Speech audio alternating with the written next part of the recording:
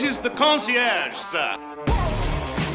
Hello, everybody, and welcome back to Concierge Confidential. I'm your host, Brian Ortega, and in today's episode, I got a request, which means I have to do it. So this is actually a good one. This one's from Austin, who's coming to Las Vegas with, I believe, his wife. Yep, his wife for the. It's her first time, but he's been to Vegas before, and he had some really good questions on like what is a thing for couples that they have to do when they come to Las Vegas. So I thought that'd be something fun to sort of dive into. Lots of good questions, so I want to go ahead and answer them on his trip coming to Las Vegas. So Austin, I want to say hello. Hopefully listen to this on your flight, and hopefully this cuts down on some time, or however it was going to work, getting it to town. So with that being said, this is the what you should do as a couple for your first time in Las Vegas. That's coming up next. Okay, let's just go ahead and dive into it. So it's always like a case-by-case basis. I do want to sort of preface that with what you do as a couple, because not all couples are the same. I think this is actually a really good thing to talk about, like when it comes to like dates. It's like these are like generalizations, but everything's going to work with you and your partner if you know what they like and what they want to do. So this is very much sort of like a general overarching thing. So he did give me some things that he will be doing in town. Well, he didn't really tell me what he was going to be doing, but he told me where he's going to be staying, which is going to be around like the city center area. So I believe he said the Aria. So sorry, Austin, for throwing it out there. But there's a lot of rooms. There's like over 3,000 rooms. So I'm sorry, everybody knows you're staying there, but now you know. But the good thing with that is it's well documented, because it was actually fun because he was pointing out that how much I don't like the Aria, but they have some good things in there too. And I think it actually is it's one of the better locations in terms of hotels to be staying at, because you have so many options available to you in that area. So, for example, he's staying at the Aria. What can you do there? So one of his favorite questions was, our first questions was they wanted to go do like a casino bar and maybe enjoy that for a little bit. So I really had to think about it. I was like, what is like a cool bar for couples that feels Vegas-y? So the option that I really want to give is actually not going to be at the Aria. It's actually going to be right next to it at the Waldorf Astoria. So at the Waldorf Astoria, they actually have two bars that you can enjoy. And depending on the time of day, that's where you would go. So one of the bars I'd recommend is the Peacock Lounge. The Peacock Lounge is on the like 25th or 22nd floor of the Waldorf Astoria, and it actually provides a beautiful like New York style view of the Las Vegas Strip. It has this big giant like 20-foot ceilings that actually have these beautiful floor-to-ceiling windows that look out to the Strip looking north.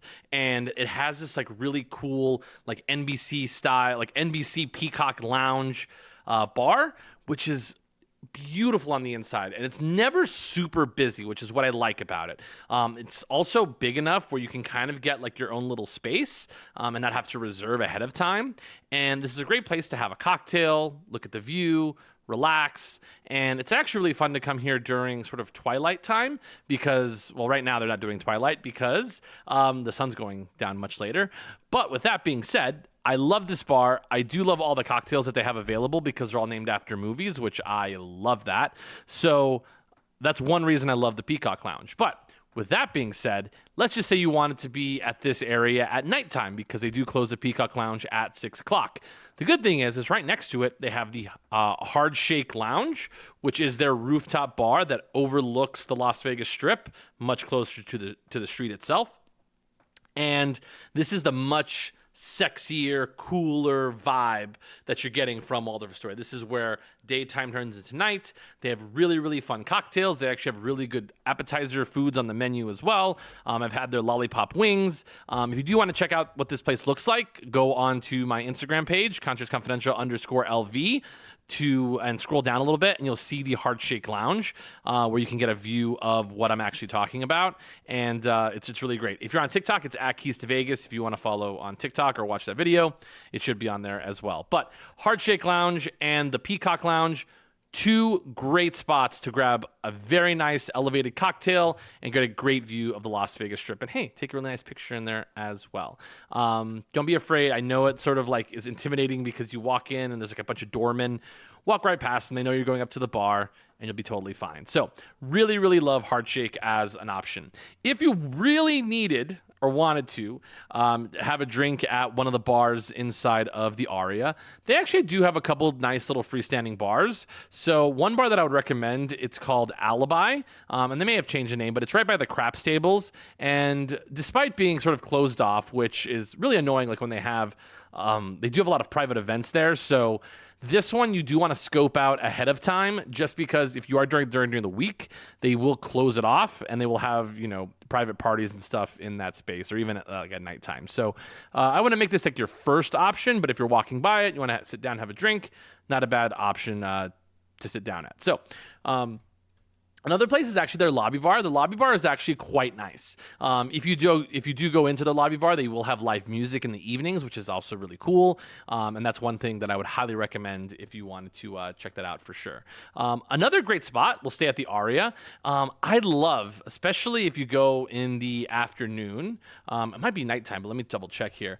But a restaurant that I really enjoy there is, and this is really great, again, for couples, because it does have that sort of vibe that it's sort of like sexy and upscale, but it's actually pretty approachable. Like you're not having to worry about, is this, prices are prices. You're staying at the Aria. But let's talk about Javier's for a second, because I think Javier's is actually kind of underrated as like a food location, and I think it's actually really, really good. So Javier's is actually open for lunch, which I think is a great lunchtime bar. They have a beautiful round bar that has these big, giant, white like ropes, like they look like they're supposed to be on a ship, an old ship. And their tacos are fantastic at the bar. Another cool thing about Javier's is they don't take reservations. It's all first come, first serve. So that's always really a fun thing to check out. So I think that their tacos are really great. Their chips are phenomenal as well. It sounds so stupid saying their chips, but their chips and guacamole, really, really delicious. And I think that is a really cool spot. Another like really nice little place if you want to go at nighttime, especially during the week, because during the weekends it can get a little bit crazy and a little bit annoying. But Toca Madera, which is going to be located just outside of the main lobby. You have to go it's sort of it's technically connected to the Crystal shopping mall, but they are actually going to have they actually have like fire dancers or fire performers, and their bar is supposed to look like a Mexico City style speakeasy, which is really cool. So really, so far, we've just highlighted just things around the Aria that are really cool to do, whether you're single or a couple or whatever. But I think these are the options that I'm giving are great, like sexy, cool, somewhat upscale versions of what you would want for like a couple's trip. Like this is going to be a place where you can be with your partner, be relaxed, but like still feel like you're sort of playing into the Vegas of it all. It's a lot of stuff at this property, but this is a really fun thing to do. There is a speakeasy at the Aria. It is not my favorite. It's called Easy Speakeasy. And what I don't like about it is that you have to do a spending minimum if you want to sit at any one of the tables. And I don't like that. And you only get it for like an hour and a half, which is super annoying. So if you want to, you can walk in there and have a cocktail, listen to some of the live music, but you can't really stand anywhere. It's tiny. It's very, very small. Very corporate. I don't like it. So I will give you another option. One of my favorite spots that is great for couples because it's weird because it's actually much smaller than Easy's, but super democratic. So everybody's going to know I'm going to say it, is Ghost Donkey. Ghost Donkey at the Cosmopolitan, which is on the second floor in the back of the food court where, they have like the sushi, like the little sushi bar, as well as like the hot chicken place.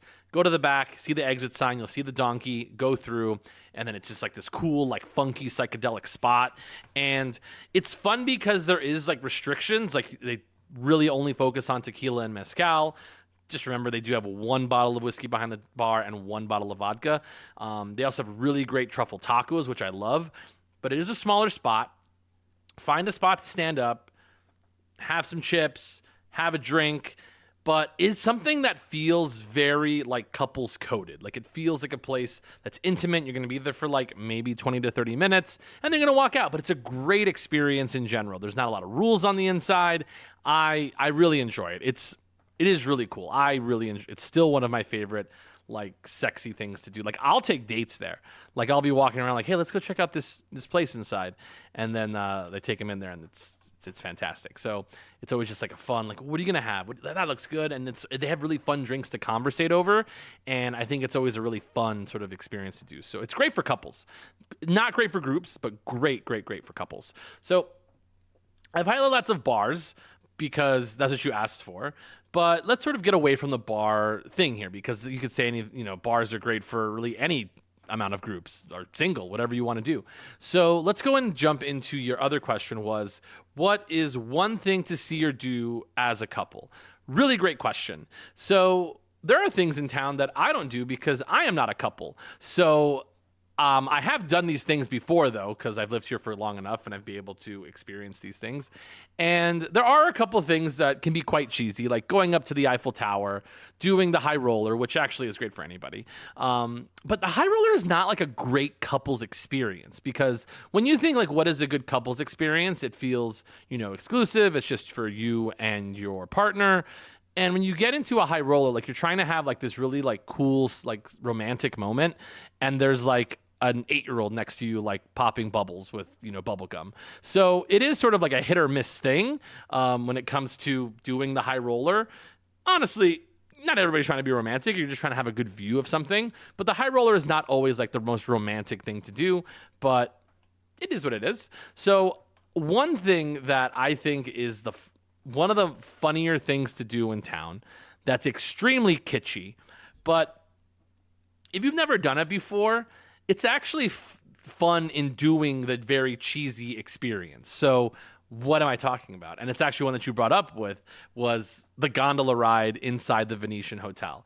Another thing about that, I should preface this, is that yes, you can get a gondola to yourself, but you must buy the other 2 seats in the gondola. So you have to buy your 2 and the 2 that are supposed to be for the other side, because it seats up to 4.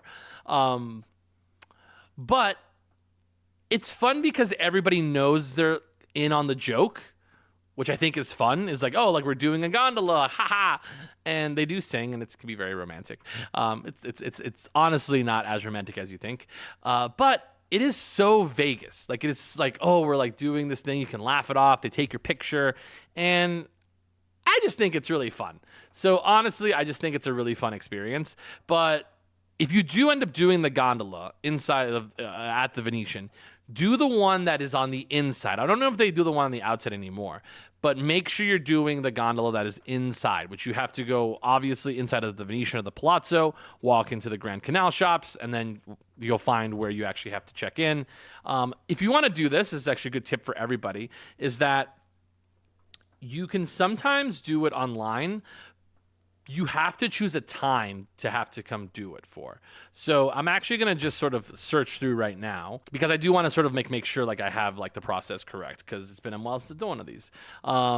So you'll go through, you can buy the gondola tickets online, and I'm just kind of like working through this as we're kind of going through the talk. So you're going to buy tickets. It's going to pop up. It'll explain kind of how you're supposed to do it. And then you'll pick your date. So for example, I'm picking like Wednesday, the 29th.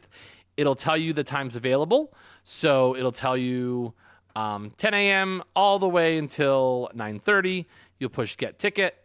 And then once you go to push ticket, it'll load. You'll pick out the price. It says indoor gondola. They also have outdoor gondolas, and it does have also options as well. They are $40 a ticket, so just keep that in mind. You can purchase up to 4 tickets. You are not allowed to do the gondolas alone. You do have, because it's in 2s, so that's why you have to do it. So just keep that in mind. So for example, if you purchase 2 tickets, you end up doing it's $78.50 is the grand total. So that's 2 indoor gondola rides. So just go in, find your time that you want to do, and then go ahead and buy the ticket. Old school way of doing this, which was extremely annoying, Same-day reservations are not available online. Oh, this is a really good point. So I checked it out for everybody online. If you want to do the gondola, it's important. If you do the gondola ride, you can purchase tickets in advance. So, for example, today is Monday when I'm recording this. I can purchase tickets for Tuesday online. But if you do want to purchase tickets same day, so for example, let's just say it's Tuesday and I want to buy tickets Tuesday morning and I want to buy tickets for Tuesday, you cannot purchase them online. You actually have to go purchase them at the shop, so at the store for the gondola rides. So just keep that in mind. If you do want to have a specific time to go through the gondolas, you do have to purchase ahead of time if you want a specific time. So that's really good to know. So thank you very much for going through that, Brian. Good job. I did just take myself. That's really annoying, but I'm actually glad that I read that. So that's really fun. So with that being said, let's continue on. So a couple other fun activities to do. It also depends like how adventurous you want to be. Like I think doing the zip line on Fremont Street or on the Link Promenade would also be kind of fun. That's always kind of like a unique, different experience to want to do the gondolas going through. Doing the zip lines. So that's totally up to you guys. I think it's a more like extreme couples thing to do. You do get a video with it. You have to pay extra for the video. But I do think that would be a really, really fun experience to do that you can only do in Las Vegas. Another sort of like more relaxed thing to do as a couple is to walk through the Botanical Garden at the Bellagio. It is beautiful right now. They have a really cool like Fabergé egg exhibit going on at the moment. And I just want to double check that. But it is a great place to sort of like just snap a photo or like just kind of walk through that space. I think it's actually really, really good. So I'm actually just kind of going to go through here and check. So they have like these carousels and like Fabergé eggs. Yeah, it's pretty cool and actually goes up and down. So it's really pretty. So very spring summery, which is a good way to sort of pull it together. It's also free. So it's actually a really great thing to do if you want to be on a budget. It's a really great thing to do 24 hours a day, which is actually a really fun thing as well. It's going to sound extremely underrated, but watching the Bellagio fountains is to me like an A-tier activity. It's an A-tier activity to do for couples. Let's just say that you're walking down the strip and you have to do it. This is kind of like my caveat, is that you have to do it from the strip side. So not on the bridge that walks up to the Bellagio, which actually get really great views from up there and really great photos, to be honest. So if you want photos, that's a really great place to do it.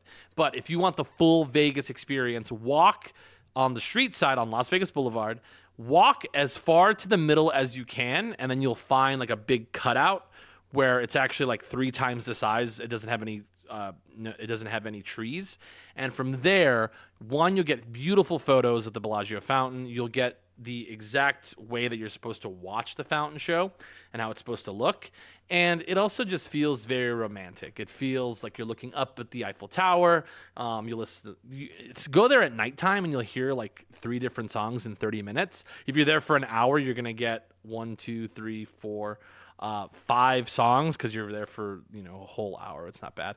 So, or just listen to like one that you really wanted to and then skedaddle.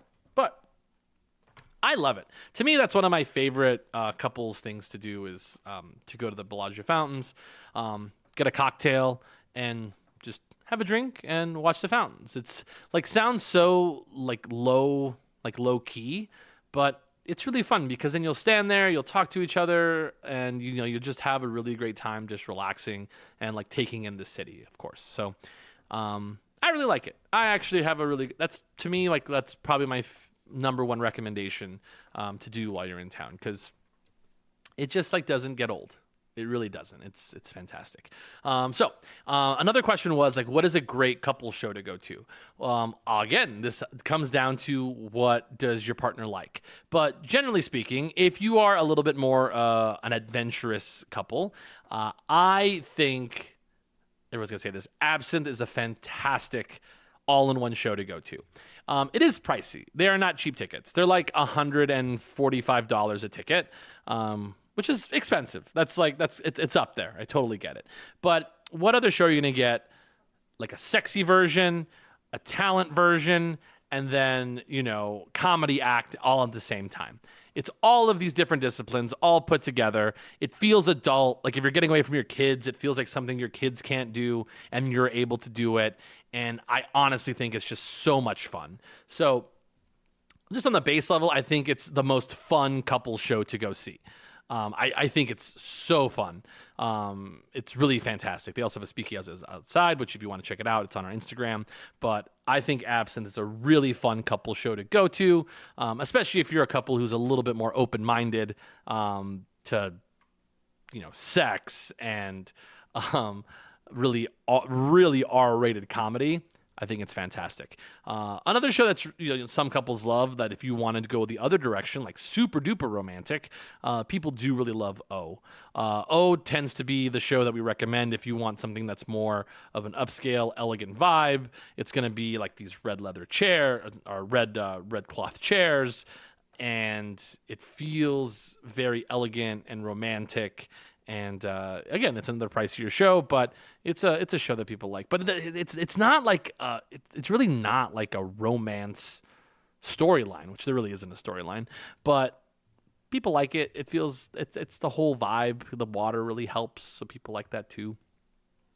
If you wanted to do another activity, and again, this is like if you want to go more lo-fi, I would say any of the comedy clubs are great, like Jimmy Kimmel Comedy Club, The Laugh Factory, Brad Garrett's Comedy Club is cool, but those are really, really like relaxed things to do that you can do in other cities, but those are always good sort of like fallback options if you end up wanting to do that. So let's talk about it. So let's talk about restaurants. So like what is a good restaurant to go to as a couple? So let's start at the hotel that they're staying at, which is the Aria. So a really good one off the bat, like if you wanted something that is sort of overarching and you can go to really any night, and that would be Bardot. Bardot is a French brasserie, which is on the second floor, and they are going to have all your favorites that you want. They have steak frites. They do have escargot if you wanted to get a little bit weird. They have steak. Did I say steak frites? Steak frites, burgers. Very straightforward, but feels nice. It feels like a bustling brasserie when you're up there. But let's just say you want to get a little bit more adventurous. If you end up going over to the Cosmopolitan, which is right next door, they're going to have a bunch of places, bunch of options. But Amaya is really great. It's very, like, it has just the right mood on the inside. It's like Mexican steakhouse vibes. And the menu is very approachable. They have queso fundido. They have, steak. They also have tacos, of course. But it does feel elevated in a way that other spots, like, kind of, aren't. But it's very straightforward. It's like Toca Madera, like, Junior. Because they're very similar restaurants, but very different price points. Another option that you can go to over at Cosmopolitan is Scarpetta. Scarpetta is Italian cuisine, which is very, very good.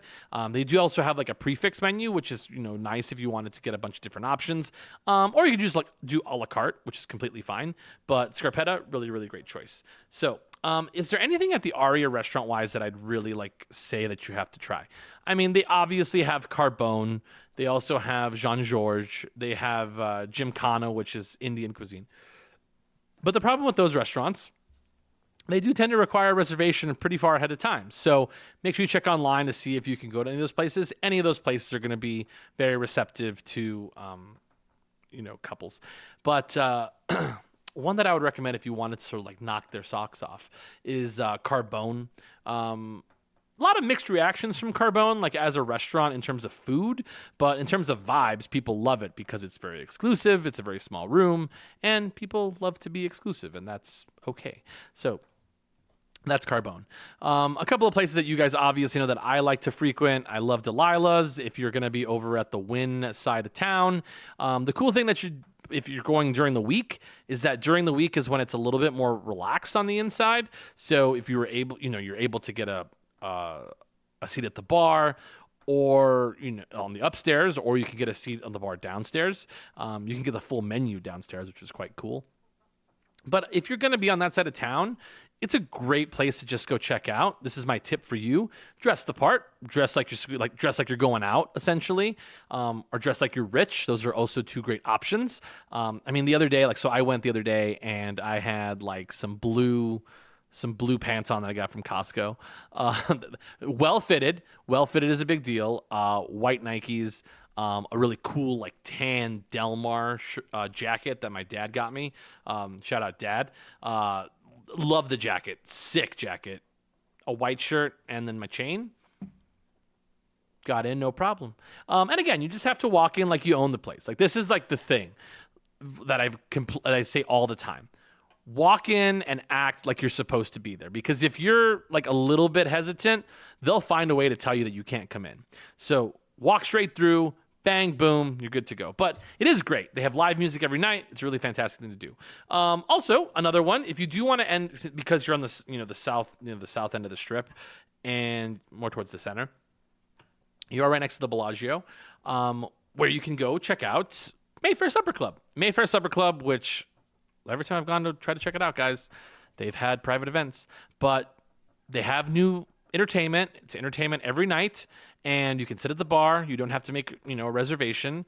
Sit at the bar on the inside, and then you get a great view of the entertainment there, and just have, a couple cocktails, maybe an appetizer. You don't have to have a whole dinner, but I think it's a really great place to sort of get the most bang for your buck in terms of what you're getting. Like, let's just say you get, 2 cocktails each. That's 4 cocktails. So you go, just go 25 times 4.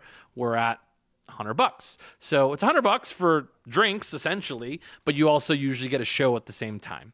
And again, you can split it up however you want. You can get appetizers. You can get more than that. You can do a full dinner at the bar if you want to, but it is a good place to sort of chillax, watch the fountains, watch the live music. Really, really great. So, did I get any other questions from my gentleman? I'm also at my time limit, but let's just make sure we answer all of the questions asked. So, it's their birthday. Aria, definitely going to gamble. Oh, if you are going to gamble, I didn't hit this. 25 or more is usually the minimum at the Aria. If you can find 15, sometimes during the week you can. But if you want a little bit more surefire hit, highly recommend walking over to Park MGM. Park MGM and Aria are connected through the inside, so this is my key recommendation for getting to Park MGM.